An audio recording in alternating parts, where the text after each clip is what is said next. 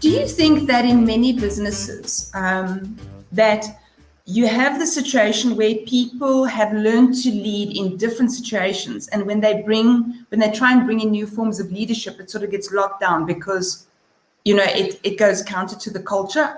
Or the other hand is, of course, you learn poor leadership patterns and you bring it to a new organization. Yeah, absolutely.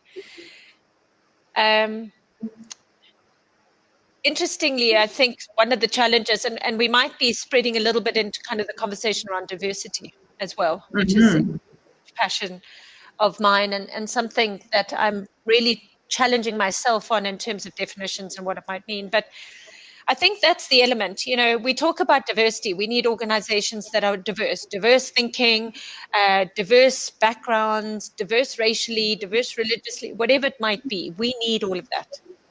And yet we have people within organizations hiring other people. And really what they're wanting is somebody is going to amplify who they are. So we are hiring the same people because culturally we're attracted to the same people. It's the nature of humans. You know, we go to a bar and we gravitate to people that we feel we may have more in common with.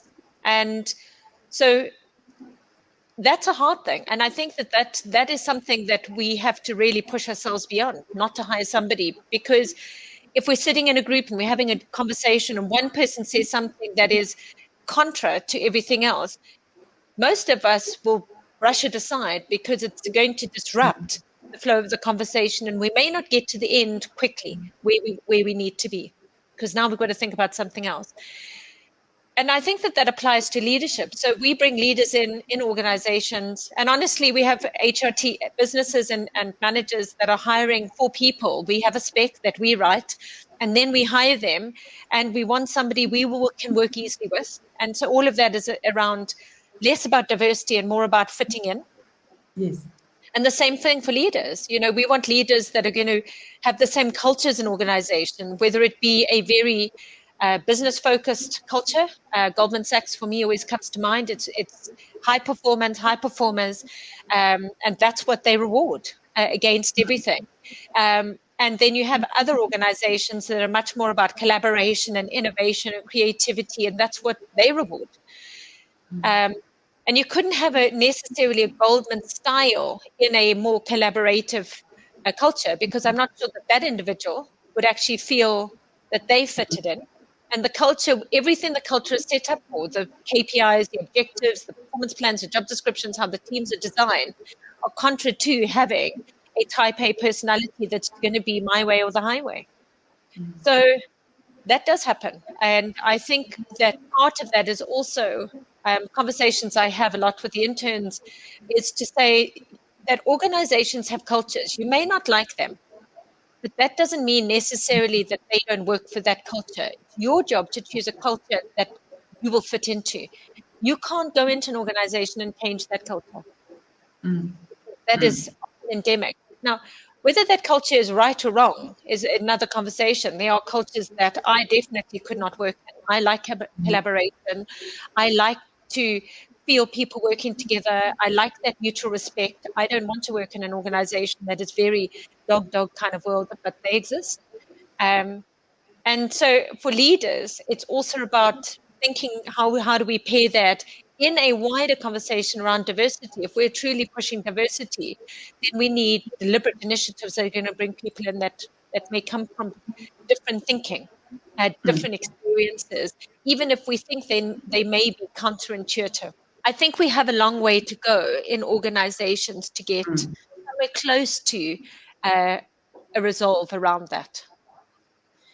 So it's quite interesting because you made two points there that almost can conflict. The one is, don't go into a culture where you know you won't fit, but on the other hand, take people in that will not fit because you need to be disrupted. So I assume that there's actually almost a sweet spot in there of take someone in who's 60% fit, 40% not, so that they align enough not to entirely break down the system, but on the other hand, they do bring in new ideas and new thoughts. So it's an utopia world, I suppose, a perfect scenario where culturally that individual could actually sort of flourish in that culture, but their thinking, their approach, their experience is something different from what the organization is used to. But also, I don't think it can be one person. I think it's got to almost be an absolute deliberate approach that you're bringing in a section of people across the organization that will fit culturally within it, but bring in different and divergent thinking to be able to challenge the status quo. So an interesting question. I think you might have seen. I did a couple of interviews with futurists who firmly believe that sort of like the next 10 years, we're going to have constant disruption, whether from a social, political, economic, health, whatever, toothbrush size, it's going to be just diversity. It's going to be just disruption. Do you think that the way that you talk about structuring diverse teams actually will help with resilience? Because you're going to have more people with different perspectives being able to view this. Do you think that that's a bit of an insurance policy against some of the disruption that's coming? Absolutely, and I think it's absolutely necessary to be able to think through those disruptions. So I agree that I think we're entering an environment of constant change. I think the world is shifting, and I think it's going to shift. And whether that be through AI and robotics and cloud computing and data scientists, or whether it be through people wanting to go back to a more pure earth. So we have a lot of ESG drivers happening in business. With example, oil companies are under threat, and coal companies are under threat, and polluters are under threat. Sustainability is, and there's a lot of discussion at board levels around how do we future-proof businesses? How do we continue to get investment into them by meeting certain standards? How do we create diverse boards? So I do agree with them. I guess why I'm hesitating a bit is because it's such a complex issue. And it requires so much more thinking that we've done before. And I don't think it's just about bringing different people's thinking together. And I think that that's the start, but I don't think that that's the only thing that's going to create insurance. And honestly, I don't know what that looks like, because those conversations haven't been had enough, in all honesty. So yeah, different minds and different thinking is great. Equally so, we still gravitate to what we know. Under stress and pressure and in change, half the people are forging forward with change because they're comfortable with it and they relish it. The other half are doing everything that they can possibly to maintain the status quo because change is so scary. So you've got all of that playing out in personal lives and in society and in work.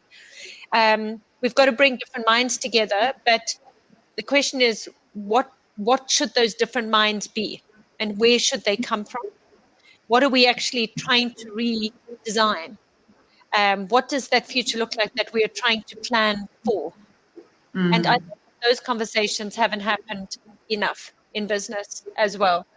Again, I am concerned that our education system is not built up for all of this futurist thinking. We still teach in schools the way I learned in schools, and probably similar to the way my mother learned in schools. We have generations of the same school system doing the same school subjects in the same way to a large extent. I know that there are some schools that are adapting divergent education processes, which is great.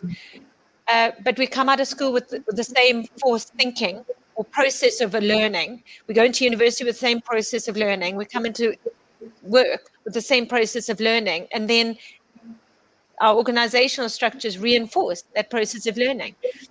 Read a book, do an exam, have a bit of experience. But we're not changing any of that. So with all of this futurist thinking, how does that then be brought into our organizations? Are we getting our organizations ready for the futurist thinking?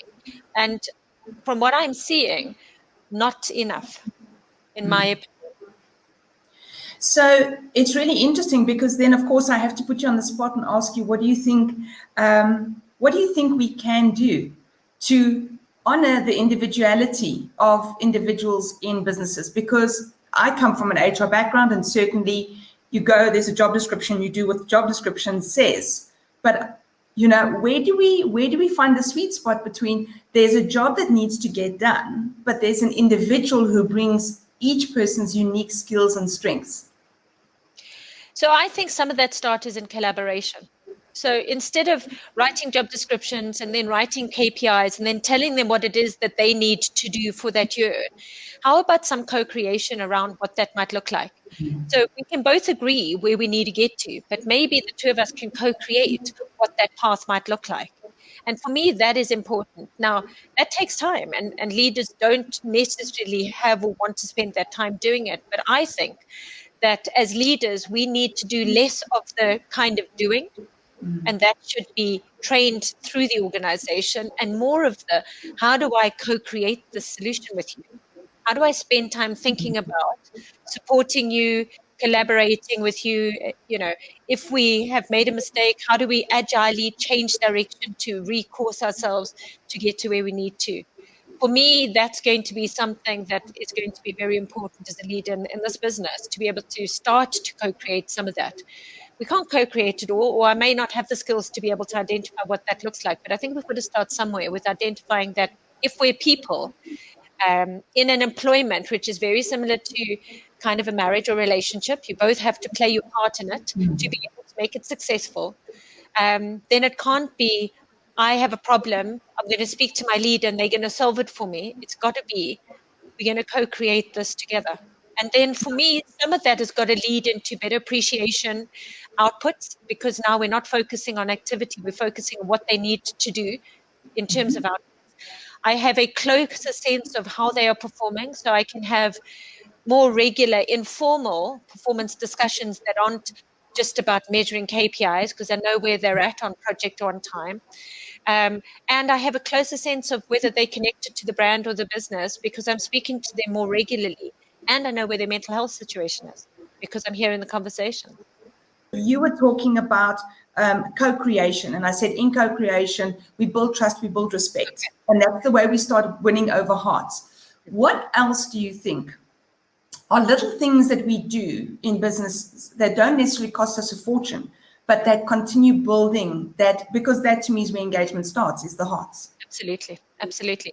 So I am a big buyer of minds and hearts. I have to be honest. I have many debates with many of my senior colleagues and have done for years about hearts and minds. Some people think it's less heart. I think they're equal because I've seen it when it works, and it's amazing. I've seen it when that light just comes on and people just get it. And then I know that they will then make sure that their whole career, they invest the same sort of thing in the people that they engage with. So for me, it's not just, engagement, hearts and minds are very important. But what I think that this co-creation also allows for is a greater deal of mentorship. The training, sitting in a classroom, hearing information, being imparted to me, taking copious notes, switching off because I'm doing my social media, which, we see happening regularly in meetings. So we're not sure what's really being listened to. Isn't working. And I think we need to find different ways. So the co-creation creates the ability to almost have a holistic approach to performance without having specific dates in a diary that have to be done at certain points. Because if you're co-creating a conversation around what I need you to do over the next 12 months, but how are we going to break that up into quarters or months or weeks, whatever it looks like, depending on the experience, and how often you and I are going to agree to meet. Very similar to a coaching contract, I think. It's that element to it. So leaders become coaches and mentors. They obviously win business and they've got KPIs that they need to teach, but most of their job is about coaching and mentoring the more junior people through the organization to ensure that they can be successful, to be able to go and find new business to bring it in, because they'll have teams to support and service that. So I think for me, I believe that the leadership role and definition has to change around what it is that we do to support the growth of the business. And that growth of the business, for businesses like ours, with people, has to be about investing more in those people to capacitate them, both mentally and emotionally to the brand, but also to capacitate them so that they can then capacitate other people. And for me, I do believe that that does have a knock-on effect or filter effect through the organization. So, Deanne, right through our entire conversation, and thank you for everything you've shared, I keep on hearing a message coming back that says we need to think through leadership, we need to think through strategy, we need to think, we need to think, we need to think. Is this a service that Instinctif helps with? So we do with our clients in that we advise boards and CEOs and CFOs around a range of reputational risk. And human capital is a risk for most businesses. Understanding the complexity of that is important, but also sustainability of businesses depend on people and not products. So we do. Interestingly enough, I think it was late last year, I read an article which really did make me happy on the Harvard Review, where they are starting to show, particularly in American companies, and I'm hoping not only, businesses have recognized that successful companies are driven by people that have a high degree of empathy and a high degree of intelligence. And have often come out of backgrounds which have been around people, so HR. You know, if we look at a lot of organizations, the history tells us that the only way to run a business is to be a CEO or a CFO.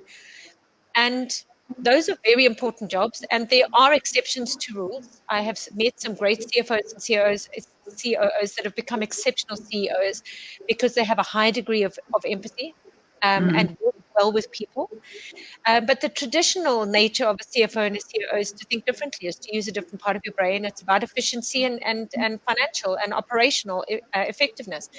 It's not really about understanding human capital, because unfortunately, human capital often is against financial efficiency and effectiveness in different quotas. You know, the biggest impact on most P&Ls is your salary bill. Yes. So that's a reality, and it's the reality of business. And in this article, it talks about the fact that there is a recognition that in order to future-proof businesses, in order to cope with crises and change and disruption, we need people who understand people. And so human capital specialists, HR directors are actually starting to move into the CEO roles much quicker than the CFO or the COO. And that made me happy because I have always been disappointed globally by boards that have all the important people. They've got the financial director and they've got the audit director and they've got the CEO and they don't have human capital specialists, head of HR directors. They don't even have comms specialists or comms directors on there because they see things as processes. Things that businesses just have to do because we have to kind of get people and then we have to talk. But they don't have them at the board inputting and defining strategy. If we get that to the point where boards understand the importance of having those people, creating diverse thinking, which is slightly divergent from the norm, we will start to capacitate businesses in a way that we've never seen before. There will be some bumps in the road. We haven't worked it all out. But that for me has got to be the start. It's got to be where we understand that unlocking potential for the most degree as people will realign and recapacitate and then future-proof businesses better. I'm with you entirely. It's quite interesting. It's this situation of my personal pet peeve is this concept of soft skills. Well, it's not that soft when you have to go and do a disciplinary hearing. So actually, I think people are the hard skills, and the rest of the machines are the soft skills. I agree with you 100%. How many times can a leader give effective feedback? Because often feedback has to be balanced between what isn't going well and then what is going well. And I often sit in conversations where they're like, "Oh, you helped so much last year," and I'm like, "That is not useful feedback." Helped where? In what capacity? Is that all they did all year? Be helpful? Do we have the most helpful person job description, and it defies logic that we have spent years creating businesses around people. We have organizational specialists, we have psychologists, we do better in understanding today what is needed in sports and teams around getting psychologists and helping them develop different muscle groups that make them more agile and bringing them together as a team and not just as individuals, much more than we've ever done in companies. And I've always been amazed that despite the fact that we look at all the sports theory around how to bring teams together, we use sport as the thing that defines excellent teamwork, and yet we actually haven't learned much from them. We're still doing what we've always done, and we're expecting different results, and we get disappointed when we don't. I hear you. So when we talk about the results we want to get and having those difficult conversations, do you have a good tip for us on how do I get that information and how do I impart it so that it leads to a constructive discussion? So I have a friend who's a great coach. I think her name might be. Oh, really? So that is an important thing. And I think what I have learned and what I am challenged by is some of the learning I have taken from some of the coaching that I've done. Listening is such an effective mechanism as part of that conversation. We want to tell somebody, we pretend to listen, but in that process, we're still thinking about what we want to answer next. So really what we're not listening. So I think for me, the most effective skill that I am still learning and trying to develop every day is to keep quiet and to really listen to what somebody is saying and then ask questions. Because part of the feedback has got to be what they're responding to as well. And they are difficult conversations. There are going to be people that are not going to receive it well, because we are also sometimes defined by negative criticism as something we don't take on. But I do think that getting better ability to think and hear and then ask the right questions, but also to be prepared. I think for me, that's also very important. Be prepared for that conversation. Understand where you want to end that conversation, and then try and think how you're going to navigate it. And where do I get that information for that conversation? It's so interesting because sometimes there's such a tight line in business between the politics and the gossip and what really happened. We utilize 360s quite a lot in our organization. I think it's an exceptionally valuable tool that we haven't done enough of, because it does take time. And if you think about, if you've got 20 people in a department, they've all got to do 360s, they're going to be doing 20 feedback loops. So I think it is important that we kind of plan for it appropriately. But for me, it's so valuable, because what I might see and what I might hear may be very different from somebody else's experience. And in order to provide effective feedback, we also need a balanced view that exists beyond a water cooler conversation or a frustrated manager because they just haven't been able to reach the individual, or a mistake that has happened with a client, because individuals are more than that. And even if somebody is performing badly or underperforming over a longer period of time, being able to focus on at least one or two positive things that they are doing will help shift the conversation to what are the things that we need to learn and what are the things that we need to do better. So for me, 360s provide that in a very important holistic view. So interestingly enough, I'm quite a fan of 360s, but we do have that problem of if you have 20 people working for you, then it can get a bit cumbersome. Do you think that managers having smaller teams is more effective?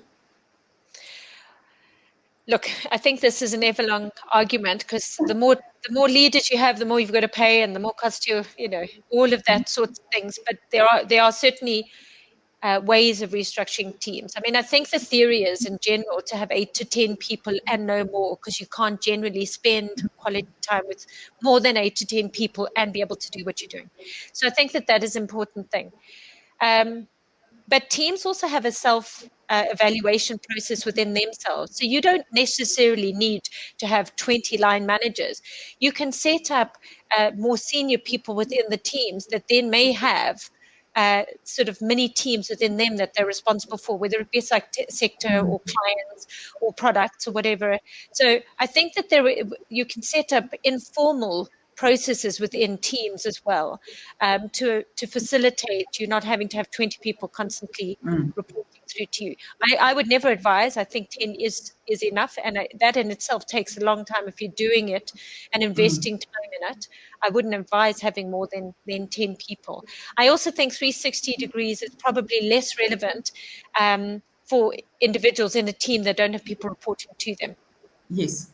Because they don't necessarily get the view of the 360. A junior account executive wouldn't be able to have a 360 because there's not necessarily people that are reporting to them. So I think there's also not necessarily one process of evaluation that should be used always. You can do the employee surveys. We can do 360s. We can do, mini check-ins once a month. I think we've got to, as leaders, use different ways and different mechanisms to touch base with different people. Some people are not sharers. They don't want to share their personal challenges with you. And so there's different mechanisms for them that would need to be used. Perfect. Deanne, thank you so much for your time today. It has been awesome chatting to you. If anyone wants to reach out to you, where can they email you? So my email is Deanne, DEANNE. Oh, there we go. I didn't even have to do that. But yeah, I'm very, very happy to engage or answer any questions that might come up from this discussion. Perfect. Thank you so much, Deanne. I appreciate your time. It is great learning from you. And yeah, we hope that you will come and visit us again shortly in the Performance Cafe. I hope I'm invited. It's been delightful. Thanks, Innocent. Wonderful. Thanks so much. Cheers. So everyone, yet again, we are spoiled for choice on guests at the Performance Cafe. I really appreciated Deanne's insights. I really agree with her. Something that hadn't really occurred to me till we spoke this morning, that we need to think a lot more about this stuff. I think so many people are waiting to go back to the old normal. And as she says, we need to think, rethink, and get clarity, because as Brené Brown says, clarity is kindness. But I hope you've enjoyed our Friday visit with our coffee companion, Deanne. And then, of course, if you're watching us on YouTube, I think it's this side, please will you click on subscribe and notifications, and then also share with people so that they know that you love us. And if you found us via LinkedIn or Facebook, please like and share and comment. We love to hear everything that you have to say about the show. But until next week, Tuesday, when we have our solo and it's just you and me, I hope you have a great weekend.